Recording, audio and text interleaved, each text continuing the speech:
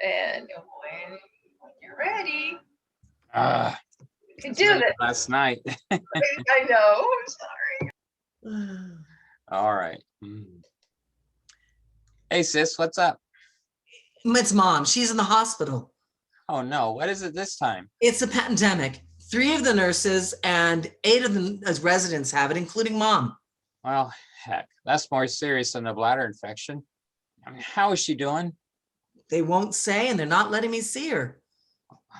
I'm not surprised about that. You haven't been able to get closer to her since this whole pandemic thing began.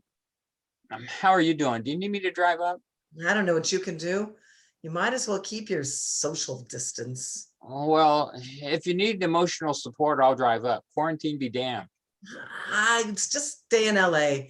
I didn't call you expecting you to dash up here at a moment's notice. I just wanted to keep you informed. Well, thanks, because I'll rush up there if you need me. I mean, you've got your job and your friends, and you can't be bothered to dash up here and drive the 5 hours it takes you to get here, especially with the rest stops closed and all. Okay, I recognize that snarky tone. What's this really about? It's about mom dying. She's alone in the hospital, all by herself, without her family around her, without me around her. She's been pretty much abandoned by everybody else. Oh, you know that's not true. Isn't it? Amanda's always off with her college friends, and Thomas is off with his drinking buddies. And you haven't called her in months. Since when? Since Christmas? Her birthday. I'd call her more often, but they're keeping me busy down here. Oh, is that the story? You're busy. And in the meantime, I'm the one that sees her once a week. I'm the one dealing with the nursing home staff and the attorneys and the dwindling inheritance and shopping for her diapers. Oh, Lordy, you're in a state. Take a few deep breaths. I'm not happy with the situation either, but remember why I'm working so hard down here. I'm sending what? $1,000 a month to help pay for mom's elder care? You're retired. Thomas has sold a farm and Amanda's off to college in Colorado. I'm the only one in our family working right now, and I'm working long hours to help support a man's education and mom's elder care. Darn right I'm busy.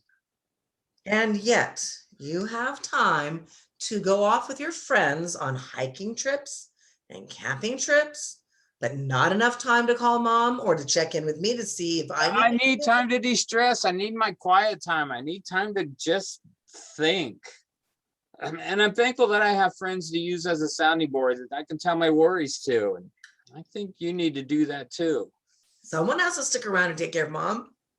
A nursing home hasn't allowed you to get close to mom since the pandemic began. You don't have to take care of mom. The nursing home is supposed to do that. And look what happened. She's in the freaking hospital. I'm sorry, sis, but there's not a single thing we can do about that right now. You're still in nursing mode and you're still in mother mode. You're retired from the medical clinic and you got an empty nest.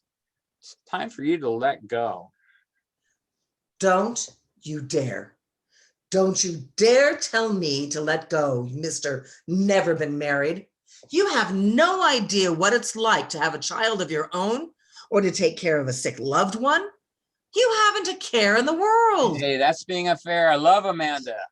As my niece, she's very dear to me. I certainly love mom as much as you do too. I care about mom and I care about your family. And I certainly care about you. I'm just trying to calm you down. It's hard to be calm at a time like this. How can you possibly brush this off like one of your silly computer problems? Ugh, I don't know. You know me. I used to have quite the temper and it caused me no end of trouble. How much did mom and dad spend all the years ago sending me to therapy? Even now I'm finding the urge just to throw this laptop across the room, and I've learned to be emotionally detached. I chose to work with computers because they have a logic to them. You can get them to do what you want them to do eventually.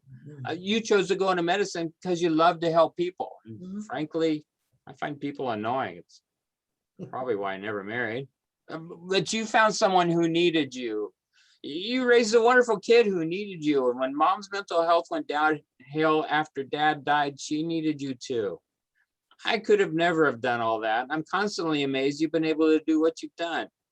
But look, I'm trying to help, but you're the one with the bedside manner. Well, it's hard to have a bedside manner when the world is falling apart. I know, but it's when things are falling apart that you have to have a bedside manner. You have to step back, put your game face on, and think things through calmly and logically.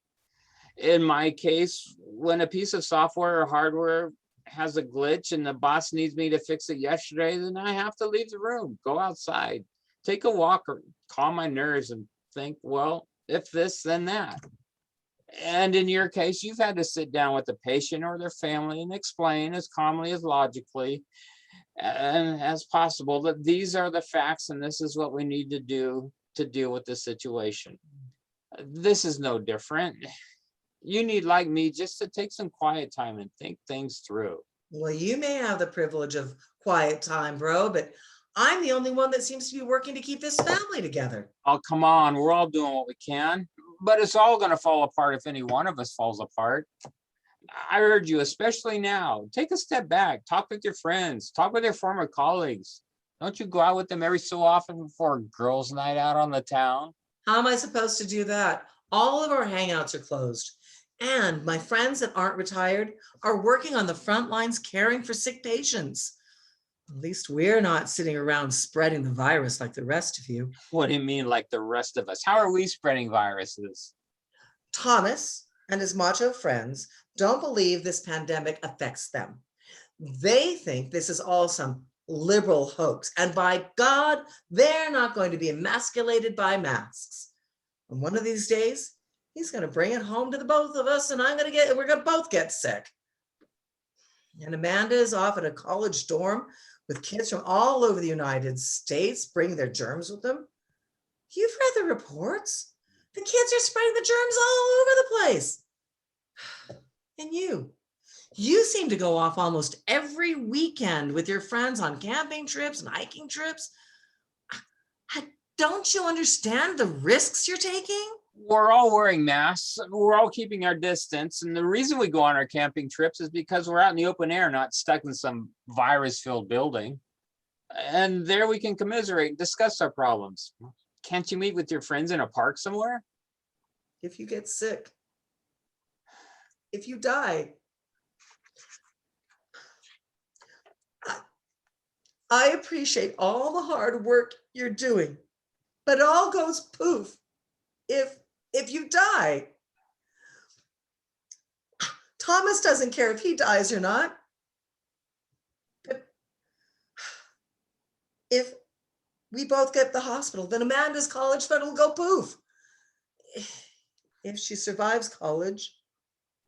And with Mom in the hospital, despite being surrounded by nurses, perhaps because she was surrounded by nurses like you, it's hard to imagine.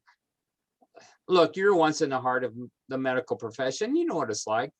One damn crisis after another.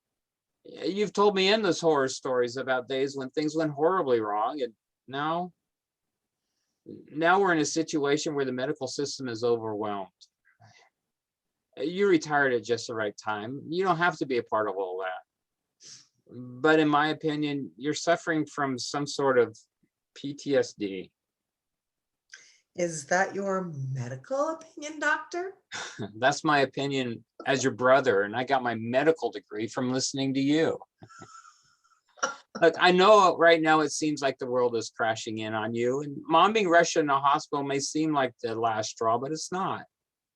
You're so wrapped up in yourself right now that you can't diagnose yourself in a cool, methodical way. Listen, I'm coming up there. You're right.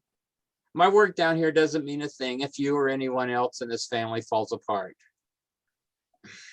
I'm taking the weight of this family off your shoulders and putting it on mine. We're all going to have a talk. You, your husband, your daughter, and me. It's time we spread the load and prepare for tougher times ahead. Oh, listen, bro, I'm so sorry. Enough for now. We'll talk some more when I get up there. Just hang tight, breathe, try to relax. Just stare into space if you have to. Stop thinking. I'll be there soon and we can all think things through together. Take care. Love you, bro. Love you too. Bye.